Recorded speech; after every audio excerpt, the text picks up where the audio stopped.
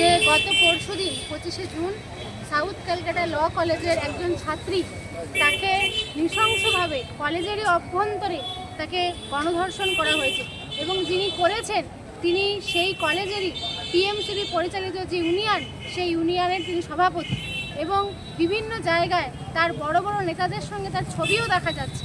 আমরা মনে করি আজকে টিএমসিবি যেভাবে কলেজে ইউনিভার্সিটিতে স্কুলে যেভাবে থ্রেড কালচার চালাচ্ছে এবং ছাত্রদের যে নির্বাচিত ছাত্র সংসদ সেটাকে হতে না দিয়ে জোর করে তাদের কর্তৃত্ব কায়েম করার চেষ্টা করছে, এর বিরুদ্ধে আমরা গোটা পশ্চিমবাংলার সচেতন ছাত্র সমাজ এবং সেই সঙ্গে সমস্ত শুভবুদ্ধি সম্পন্ন মানুষকে এক হয়ে লড়াই করার আহ্বান জানিয়ে আমরা আজকে আমাদের এই কর্মসূচি করছি।